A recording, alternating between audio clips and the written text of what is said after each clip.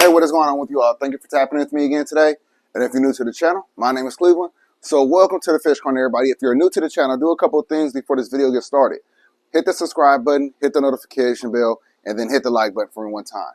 Now let's get into the video, man. Happy Saturday, everybody. Hope everybody's having a good day so far. It is a beautiful day outside. I definitely have a busy day, but I just wanted to still tap in with y'all. Let y'all know the Frankenstein monster is alive. It's alive. So, we got the sumps up and going. I'm going to show you the modifications I had to do to them. It was some changes that I didn't show you all that I had to do in order to actually make those work. So, we're going to take a look at that. I'm not going to cut on all these lights in these aquariums because, again, I'm about to be leaving in probably about, an hour. So, like I said before, the lights in the room is enough to sustain and keep, the fish happy. You know what I mean? I don't have to have lights on each individual aquarium. But that's the beauty of having these grow lights going on in the room 24/7. Well, not 24/7, 8 hours out the day. But let's take a look at those sumps because I know that's what y'all clicked on the video for. And then I'm going to cut y'all loose. Hopefully, again, like I said, y'all have a good day. I hope you spend time doing whatever you decide that you want to spend time doing. Just make sure you are remaining stress-free. Just make sure you're remaining stress-free. Make sure that you're protecting your peace. Make sure you're protecting your happiness. And, man, stay safe. Protect yourself. So let's get to it. So, got the ladder in place. We got one.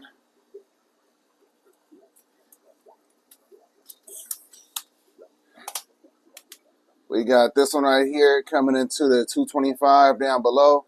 We got this one right here coming into the 180 down below. The tank is cloudy because I tried to feed these two fish some shrimp, and they didn't eat it. It was hiding behind the rocks, so by the time I got to it, it was already fouling the water, but it'll be all right. So right here is the two trash can sumps. You all might remember these. They may look a little familiar.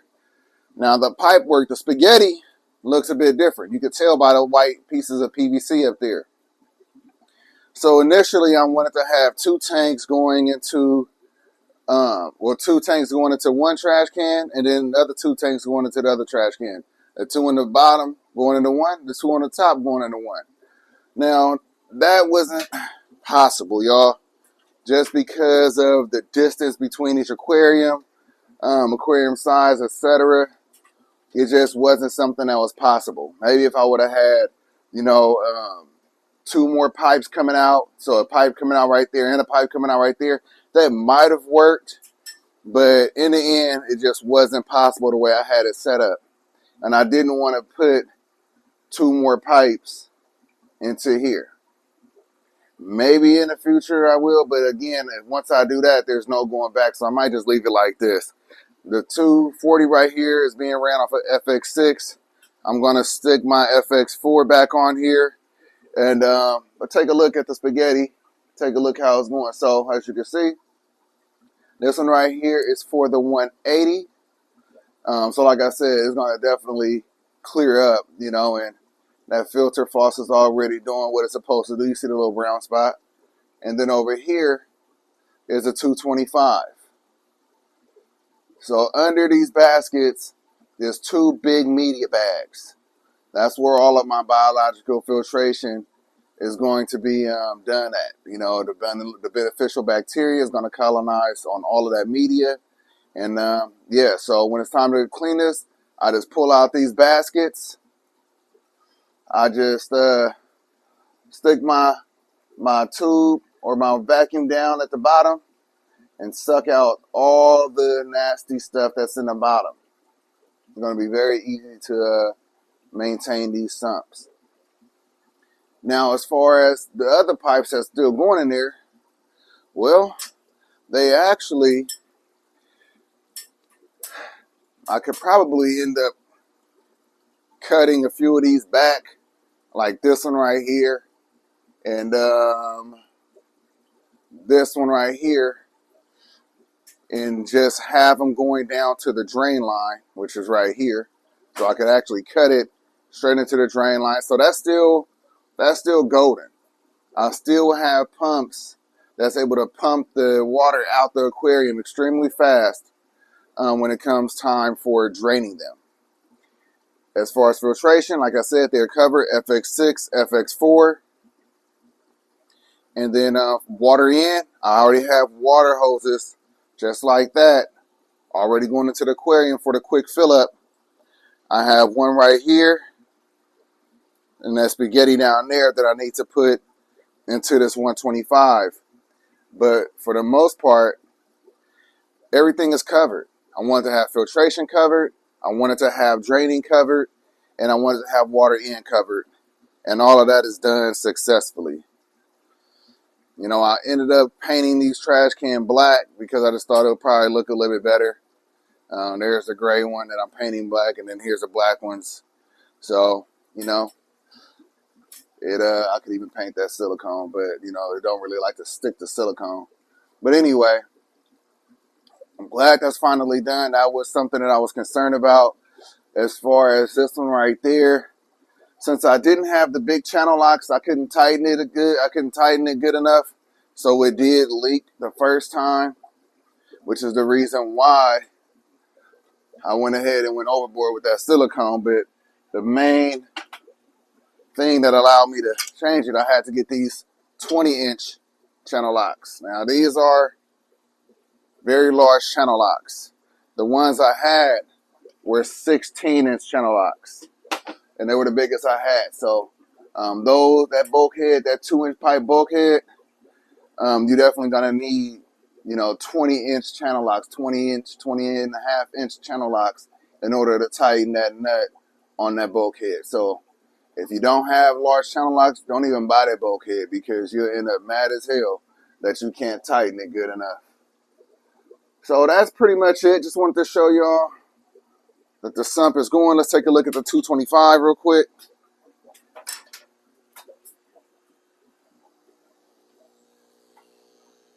Here's the favorite fish in the fish room. We got Taz right here, and he is just as mad as ever.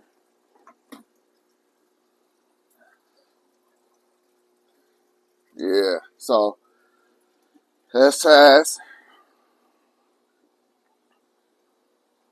And then here's the other one.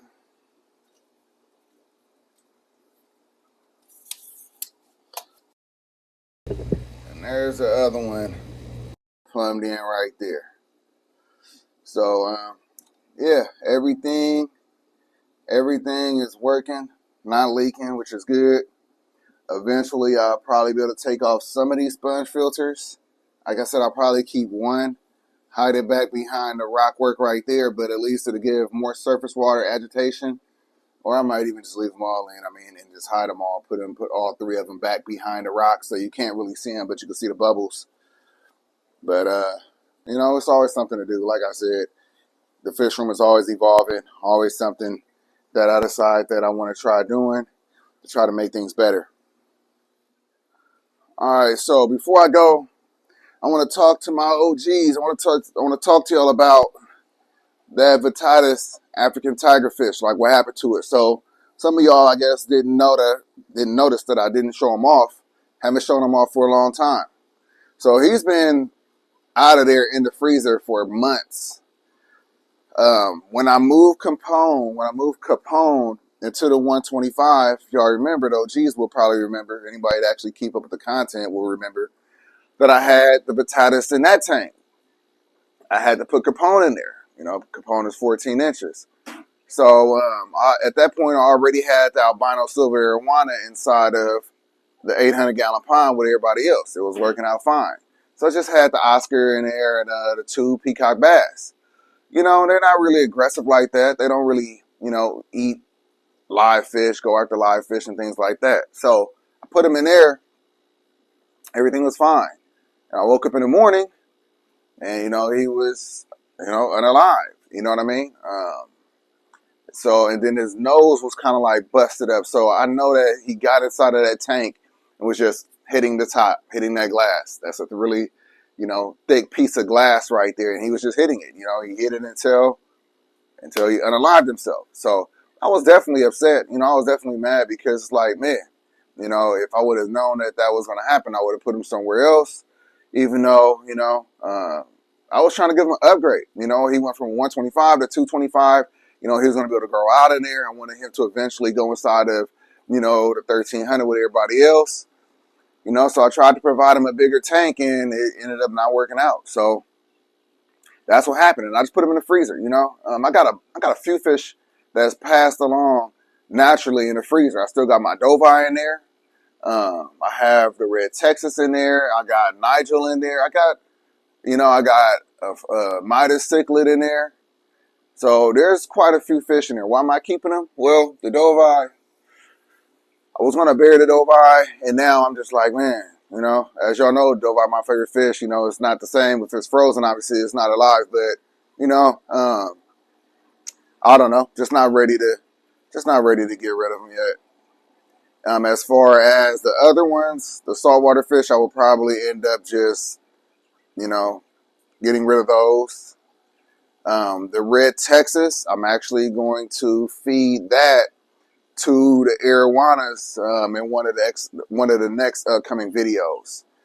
And you might ask, why do I feed my fish the fish that's passed?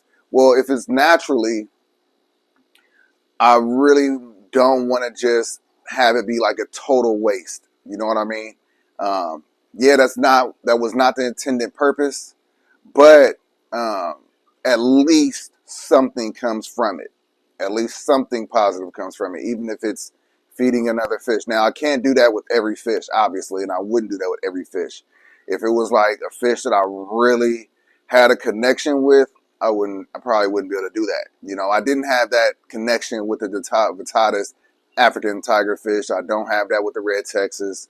But some fish, yeah, I could definitely agree. I wouldn't be able to do that. But in the end, you don't have to have the loss of a fish be a total loss if you have other fish that could actually benefit from the loss. Now, freezing it is definitely one of the best things you could do to ensure that, you know, it's not going to pass on any kind of diseases. If you did decide to try this with a fish that died of disease, I really don't even suggest you do that. But if there's any uncertainty, you know, freezing it first for some time will kill anything that, you know, could potentially harm the fish that you're going to feed it to.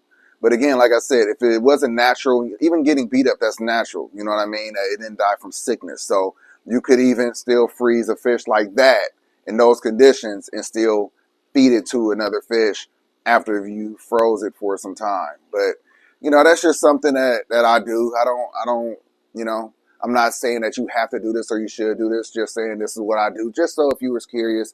And again, like this segment of the video was just for my OGs, just for the people that actually, you know, was curious, actually, you know, full with the content. And I feel like I might just deserve a little explanation too, because all of y'all don't deserve an explanation. So the ones that do, this is an explanation for y'all so y'all know what happened, how it came about. And any fish that you haven't seen me show off, I probably don't have anymore. You know what I mean? Otherwise, I would still be highlighting that fish. You know, so, but again, that's the reason why I told you months ago that I'm not buying any more fish. You know, I'm working at becoming a better fish keeper, having the time for the fish that I have, making sure that the tanks are balanced, because when you're keeping all aggressive or mostly aggressive fish like I do, things could turn like this. You know, as you just seen with the tiger shovel nose, everything was fine until it wasn't fine. You know what I mean? So the more fish you have, the more aggressive fish you have, and those are the kind of fish I like to keep, problems arise. So just trying my best not to buy any more fish that may not have a home. You know, it's at the point to where every tank I have is set up for the fish that's in there and probably can't add another fish with it. We got Taz, can't put another fish with him. We got Capone, can't put another fish with him. We got the Oscar down there. I could probably do it, but I'm not going to do it because it's a smaller aquarium. We got the rainbow wolffish, can't put another fish with him. We got the red Dovi, 75-gallon, can't put another fish with him. You know what I mean? We got the two over there in the 180 on the bottom, the catfish as well as the pike. Well, can't really put any more fish in there with those guys. Honestly, can't really put any more fish in this 225 with these fish because they've already started You know, they're not breeding yet, but they definitely already paired up, and they're not going to tolerate another fish in there unless I put a larger fish in there. That's going to disrupt the whole aquarium, so I'm not going to do that. You know, same thing with the 240, same thing with the 1300. So that's how a lot of us end up with multiple aquariums, because we so badly want the next fish, and we got to find a place for it, or we get it, and then all of a sudden we still moving things around, getting other aquariums. But at this point, I'm not buying any more fish. I'm focusing on the fish that I have right now, doing a better job at doing better husbandry, and being a better fish keeper. I think that's much more important than you know, buying the next fish. You know, worry about the fish that you do got. You know what I'm saying? It's like if you have kids, you know, you want to have more kids so bad. Why don't you maybe should make sure that the kid that you do have, or the kids that you do have, are taken care of correctly, and they're getting everything they need. Then if you have room for more, then do that. But don't get more or have more, and then all of a sudden now you're trying to figure things out. You know what I mean? It's just, it's negligent, it's irresponsible. And you know, for the youth, if you're starting in a fish room, that's where it starts. You know, you learn how to do that in a fish room or with your aquariums, and then when you become a parent, you're gonna say, okay, you know, we got to do things in time, correctly, responsibly. We got to plan for it. We got to make sure it's intentional, and that's really how it is, man. That's really how you become a better person, better fish keeper, better parent, better whatever the case may be. You know, that works in many different facets of life. But that was enough of that. I hope that explains it. You know, some of y'all didn't even catch this segment because y'all clicked off halfway through the video, and I'm not talking to the y'all that's still here. I'm talking to the y'all that left already, but I'm still talking to y'all because y'all are here with me. So anyway, I appreciate you all. I hope that you have a great day. I hope that you're being safe. I hope that you're enjoying your time with yourself, your family, your fish, whatever the case may be, your friends, whatever you're doing. I hope you go to the store, buy a lottery ticket, and you hit that motherfucker. I hope that you hit the lottery. I hope that your day feels like you hit the lottery. And let's wrap this up. So everything that you've seen, I hope that you enjoyed the video. I hope that you learned something. I hope that you were inspired by something. If you are new to the channel, do a couple things before you go. I want you to please hit the subscribe button. It costs absolutely nothing. It's very easy. It's just the subscribe button right up under this video. Subscribe, boop, hit that. Also, right next to it, it's a little bell. Just hit that. What that means is that if you want to know whenever I drop a video, it's going to notify you. Hit your phone. Hey, Cleveland, the Fish Corner dropped a video. That's all it's going to do. Nothing else. That's all it is. And then lastly, I mean, this is the most important thing. I mean, it helps with the algorithm. It helps me know that you enjoy the content, and it goes a long way. And it's damn easy. It's easier than the other two, matter of fact. Just try it. If you like the video, just like the damn video. Peace.